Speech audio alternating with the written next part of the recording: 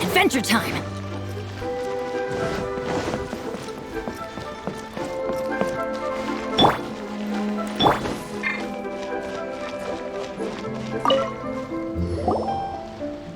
Is there anything I can do for you two? I'm afraid that Wangsheng Funeral Parlor isn't in the best state to receive guests. We've come to see Zhongli. Could you please tell him we're here? Unfortunately, Zhongli isn't here at the moment. It seems he went to Northland Bank. Doesn't the Northland Bank belong to the Fatui? Last time we saw Zhongli was before we went to the Golden House. Do you think he doesn't know about the attack on Liyue? Visiting the Fatui at a time like this could only mean more trouble. We had better go and make sure that everything is okay.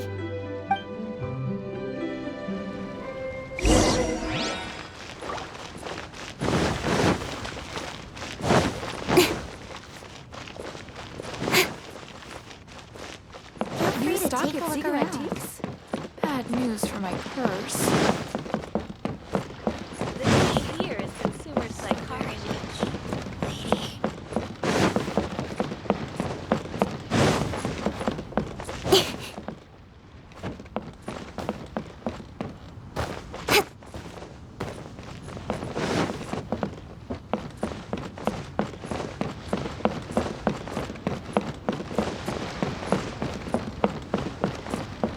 Feel free to take a look around. You stock at cigarettes? Bad news for my purse. The key here is consumer psychology.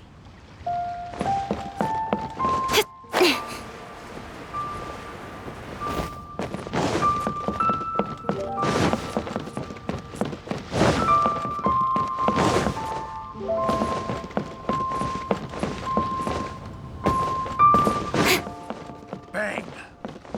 And with that...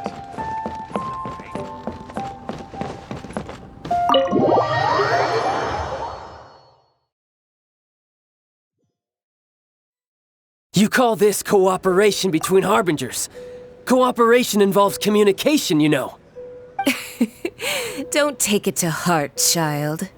Besides, aren't you happy that you got to skip the formalities and bring chaos to the land? I'm sure you must have enjoyed that. Oh, it seems that some of your friends have arrived. Hey, it's Zhongli and Child. And you! You're also one of the Harbingers? It's you two. I believe we've met once before. In the city of Bards, was it? I'm glad you still remember my name. Ah, right. I imagine that it must have been rather hard to forget watching helplessly as something precious was snatched away from your friend. No, don't let her get to you!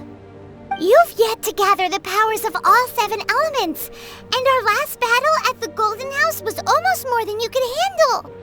So it might be best to keep things peaceful this time, seeing that 2 of the Harbingers are here. Well, if it isn't you two.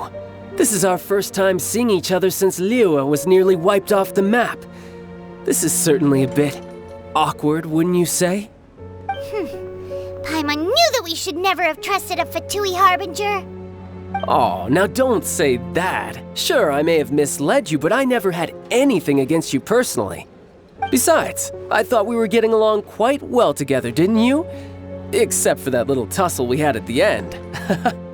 Nothing personal. We just have different views, that's all. Of course, you may very well hold this against me, but that's up to you. The real deceivers here are Senora and Zhongli. Curse them for leading me on. So actually, I think... Stop wasting time, child. There'll be plenty of time to chat once I'm through here. You remember the agreement, Morax. Now, if you would be so kind. The Gnosis, please. What in the world are you talking about? The contract is fulfilled. That which thou seeketh is now bestowed unto thee. For my promise is solid as stone.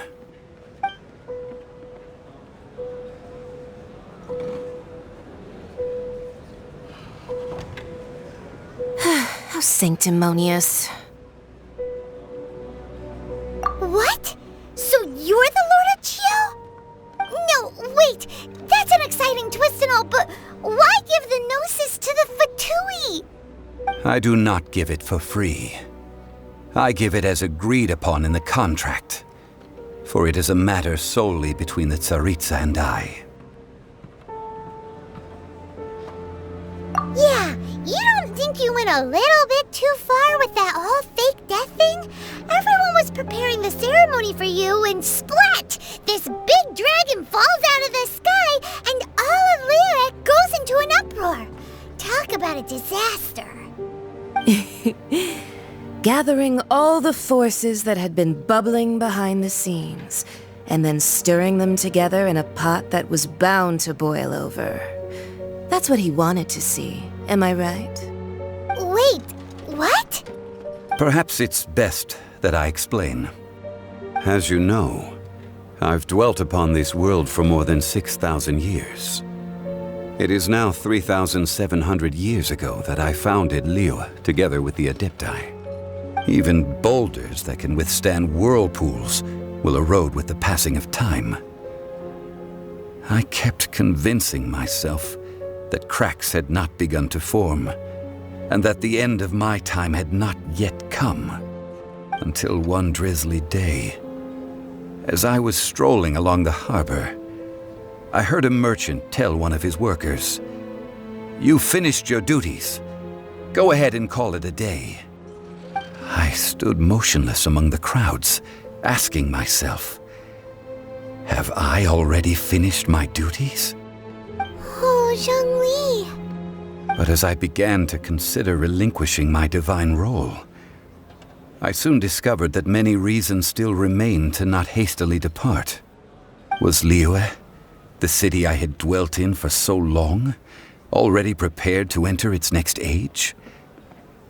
I decided that a test was needed in order to reveal the answer. So I feigned my own death, and gathered the cast of Child, the Adepti, and the Liyue Qixing to play their roles together on the stage that was Liyue. Indeed I was. The Gnosis, which I had kept for so many years, suddenly seemed to have lost its meaning. That's right, which is why I continued to safeguard the Gnosis until now. So you mean that if the chaos ever reached the point of no return, you would simply appear and use your divine powers to bring Liyue back under control? Of course, and it would have been all too easy for him too. Just as a child quickly matures after losing their parents, so has Liyue matured when faced with the death of its deity. In the end, the resolution to all that has transpired was even more satisfactory than I could have hoped for. Take the Adepti, for instance. Owing to their years of seclusion, they were the least informed. Yet when faced with a crisis, they commendably showed the greatest amount of restraint possible. Not only did they manage to cooperate with the Qixing, but in the end, they even made efforts to understand the hearts of the people. Credit is also due to Signora, the emissary dispatched by the Cryo-Archon to fulfill our contract. At my request, she kept everything she knew in strict confidence. This despite the eavesdropping ears of her colleague, Child. This meant I could remain as Zhongli, even having the chance to fulfill the age-old traditions of Liyue in this mortal form. Thank you for joining me on this journey, traveler. All of these things turned out as I had planned. There is only one thing that I had not anticipated, and that was the conduct of the Liyue Qixing. I had expected them to do no more than the Adepti, to come to the defense of Liyue. But when all was said and done, they seized the opportunity to supplant Liyue's divine protectors, and used the subsequent power vacuum left by my death to quickly gain complete control of Liyue. Huh? That doesn't sound good at all! On the contrary, I think it is excellent. I had always feared that it was too soon for them to take over from me. And it was also that which I longed for the most. As such, This is the best parting gift anyone could have given this god of old. Hey, what about me? Doesn't anyone feel the least bit of remorse for deceiving me? You've practically kept me in the dark. I think that thanks would be more appropriate. You certainly played no small part in all of this, wreaking havoc and turning the city upside down. The Lord of Geo ought to thank you for your performance, if anything. If you hadn't created the pressure of a battle between mortals, adepti, and a god, the lump of coal resting in the hands of the Geo-Archon, Liyue, would never have been able to become a dazzling diamond of a city. Huh? Just whose side are you on, mocking me like that? Are you itching for a fight? Hey, haven't you learned the Liyue saying, don't always call it as you see it? Well then, with the Gnosis in my possession, I have no use for such idle chatter. We should return to Zapoljarny Palace and seek an audience with Her Majesty, the Tsaritsa. Come, child. Fine. I'll meet you there later. I'm not sharing a boat with the likes of you. Do as you wish.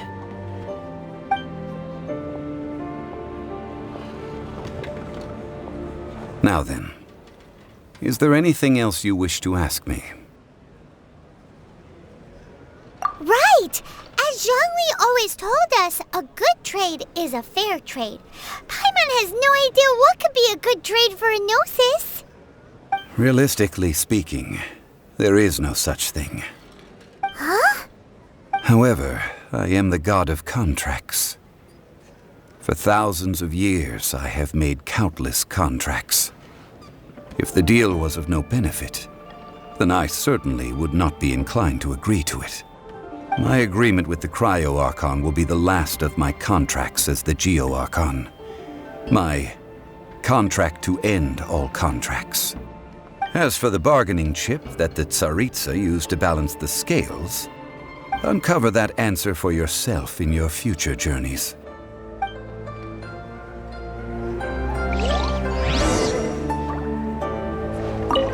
Paimon can't absorb so much information at once. So, Zhongli, what sort of contract did you sign with the Cryo-Archon? Paimon's so curious. One of the clauses of our contract was not to divulge any of its contents. Ugh, you're so petty.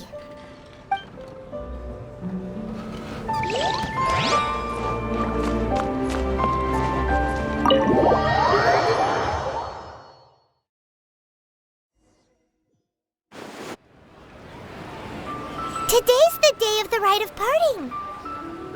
Although the star of the show is fake, we've spent so much time trying to organize it, it would be a real shame not to go there now.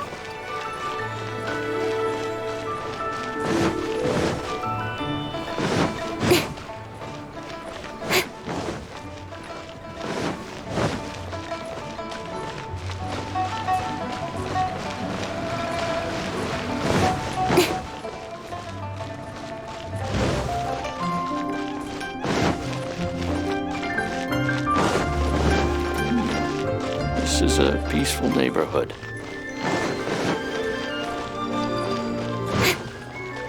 Oh, well, since we're going through with this rite of parting, I guess it means that those rumors hit the nail on the head. So Rex Lapis is really... But they didn't catch the culprit, did they? Oh, come on. Do you think that the assassin could have been a normal person? You know what I think? I don't think any of the gossip on the streets you hear from those shady types is worth anything. There's only one real possibility in my mind. I've heard that the assassin was that Fatui fellow. Youngish, pretty high in rank. I think they called him Child. The Fatui? They certainly are very suspicious. Who knows what those greedy, crooked folks... Shh! Lower your voice. If the Fatui catch you in their sights, Rex Lapis won't be around to protect you this time.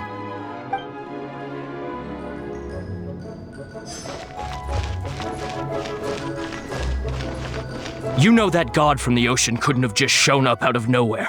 I mean, it's been 2,000 years since Rex Lapis subdued it. Yes, and to think that this happened right on the heels of the incident with Rex Lapis, too.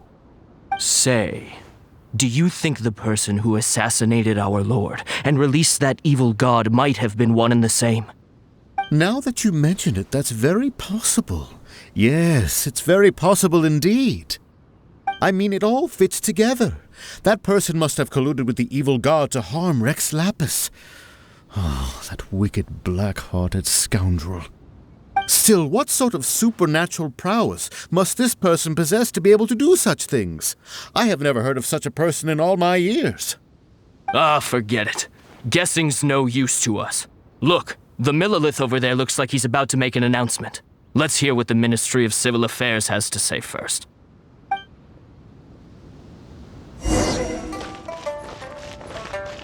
Please be mindful. Hear ye all! The Qixing's words.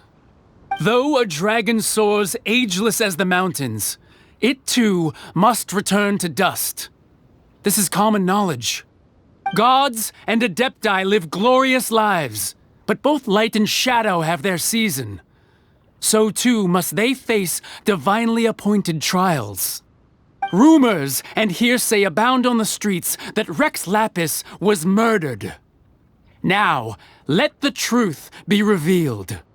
Having been thwarted in his trial, Rex Lapis's soul has recouped the celestial heights.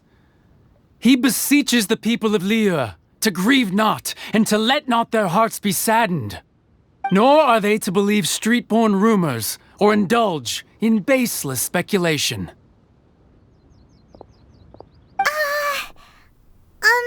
Paimon needs a translation on what the Qixing's announcement said. So that's how they're spinning it. Something feels off. Why would they suddenly give up looking for the murderer? Not to mention how this excuse sounds like something they just made up on the spot. Could the Qixing already have known that Rex Lapis wasn't dead? But Zhongli said that neither they nor the Adepti knew anything. Did Zhongli tell them in secret after his gnosis changed hands? Exactly, right? Ooh, seems like the rite of parting has been going on for a while now. Let's go have a look.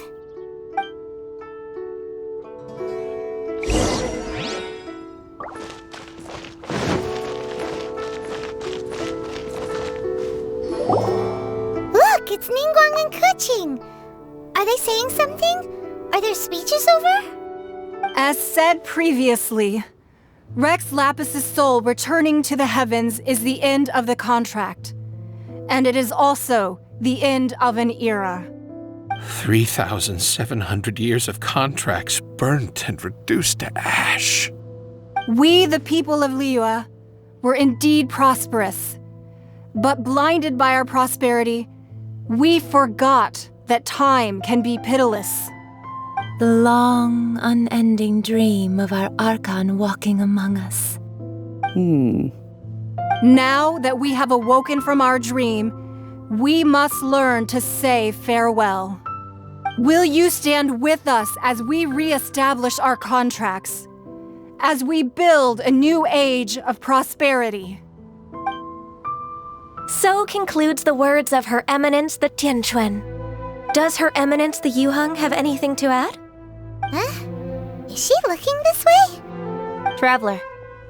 Yikes! She really is looking our way! Is that the traveler who they say defeated the ancient god?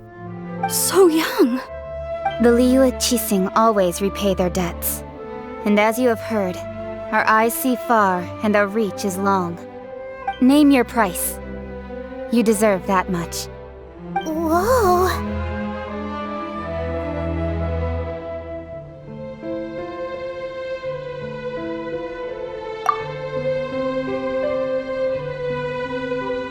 Well, could you help me put up some missing person posters?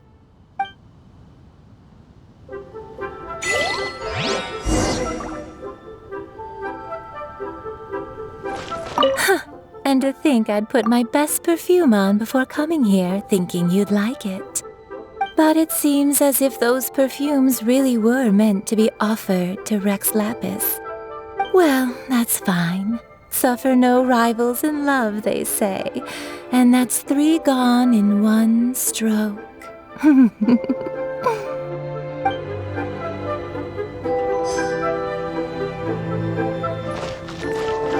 Ah, Rex Lapis. Oh, Rex Lapis.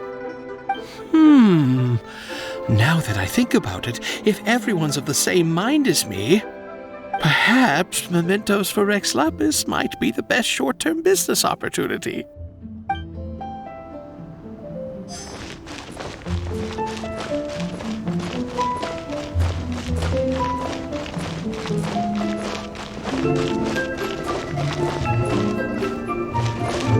As for the mortals and Adepti of Liyue, what shape shall our relationship take from now on?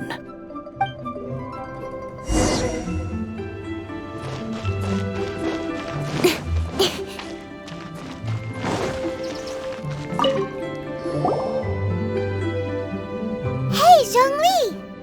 Look at this! Everyone in Liyue is caught up in their emotions, thinking that they'll never see Rex Lapis again. And here you are looking all relaxed. Why would I not feel more at ease after laying down the burden I have borne for 3,700 years? Right. If the two of you can spare the time, I should treat you to a meal at the Xinyue kiosk. Ha! That sounds like big talk, Zhongli. Paimon might have believed you if you were treating us to some third-round knockout, but you'd have to pay out your nose just to stand inside Xinyue kiosk. Are you sure you can afford it? You're right. I do lack the Mora. But why would Morax lack Mora?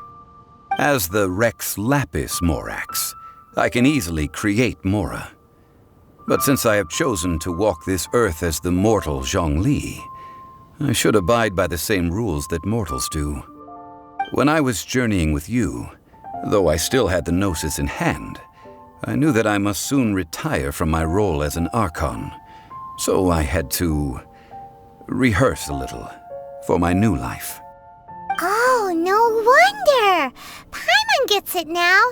You didn't look at the price tags when we were spending because you've never had to. But since you weren't used to not being able to just make more Mora as and when you wanted to, you had to try becoming a parasite to society who lives off of other people's credit. Well, we were only spending Fatui money. You don't have to say it like that. In the City of Commerce, we do not merely exchange money or goods. We also exchange knowledge, memories, and foresight, as well as positions, roles, and lives. The Archon Morax could never experience life as the true mortal Zhongli could, no matter how many times he descended to be with his people. I must thank you for that. I will treasure the memories that I made as Zhongli, traveling the streets of Liyue with you. That is true. But there is no journey that does not end. No meetings without partings. Paimon thinks that we should make a move and continue our search for the 7. I fear that continuing your journey may be difficult. The nation that neighbors Liyue by sea, Inazuma, is presently closed. Yes, the nation has been closed by order of its deity, the Electro-Archon Ball. And just as the people of Liyue preferred to call me Rex Lapis, she too goes by another name among locals in Inazuma.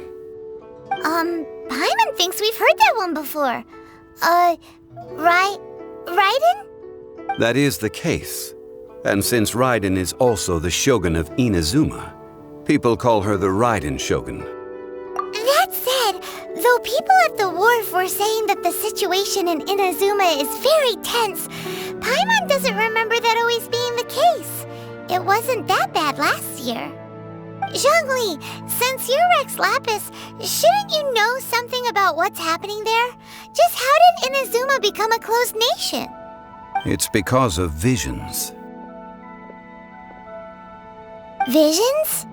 When faced with circumstances beyond their control, humans often bemoan their lack of power.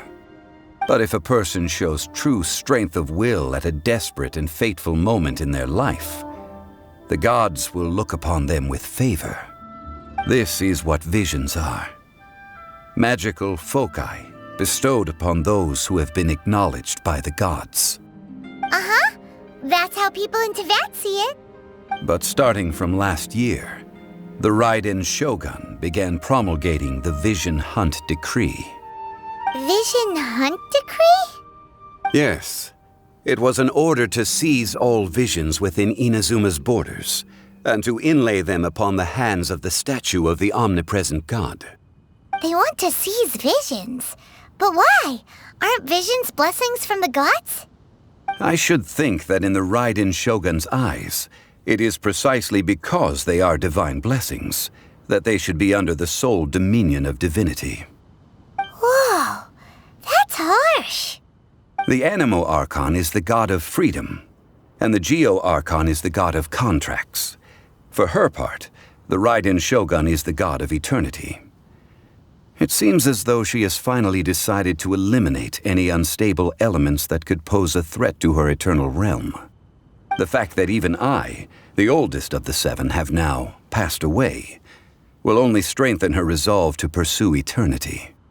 Knowing her, she must have again quoted that adage she is most fond of when proclaiming that decree to her people. 7 ideals for 7 gods, and of these, eternity is nearest unto the heavenly principles. All right then. Was there anything else you wished to know? Ah, that was a good one. Failing a divine trial. How they came up with that excuse, I will never know. That said, the reason why the Qixing were so eager to resolve the incident and stop pursuing the culprit was indeed because they received news in secret that Rex Lapis was not dead. I hinted as much to the Adepti as well. How did I accomplish that, you ask? Have you ever heard of this particularly convenient Adepti art known as gifting dreams and visions? All right then. Was there anything else you wished to know? Yeah, about that. Before the Qixing made their announcement, we listened to a lot of people talking on the way. Most of them put the blame for everything on Child. These are indeed false accusations. But it remains undeniably true that Child did send people to the Jade Chamber to prevent the Adepti and the Qixing from defeating the ancient god. I've heard that Ningguang is busy milking that for all it's worth on the foreign relations front at the moment, browbeating the envoys of the Fatui. Ha! Those poor Snezhnayan diplomats. If it were not for Child's exalted position as a harbinger, I'm certain that they would have shifted all the blame to him and called for his dismissal by now. All right then. Was there anything else you wished to know? The time of the Adepti has long passed. If even the Liyue Qixing don't want to face that truth, then what future is there for Liyue? Kuching is absolutely right in saying this. Now, though I did laud Ningguang's desire for power, believing this to be a good thing, and thought as a matter of course that she must have been behind the Qixing's plan to take governing power over Liyue from the hands of the gods and Adepti, could the original person who brought up the idea of seizing power have been... All right then. Was there anything else you wished to know? That's right. Zhongli, now that you don't have your gnosis, what's going to happen to all the Mora in Teyvat? Since Morax is dead, are they all just gonna disappear? Also, isn't the Golden House the only mint in the entire continent? Will it even continue to work? The Mora present now will not vanish. But the Golden House will indeed have to cease operations for a lengthy period of time, since creating Mora requires the use of the Geo Archon's power. This is terrible! We're all about to run out of Mora! The world is coming to an end! Yes, this is indeed a major issue from a financial standpoint. Well, I suppose we'll just leave such troublesome matters to the Liyue Qixing to debate. Then, did you at least set some private funds aside for yourself? Oh, a private fund. This does seem like a good, logical, common-sense idea. It's a shame. What's a shame? It's a shame that I didn't think of it at the time. All right, then. Was there anything else you wish to know? Well, then. I suppose you'll have to find a way to get inside this closed nation. Have patience. I suspect that some serendipity must first come into play. You know, this is starting to feel like chili pepper weather. Paimon's hungry for some fresh and fiery, spicy foods that let your taste buds have a blast. And if there's one dish that fits the bill, it's blackback perch stew.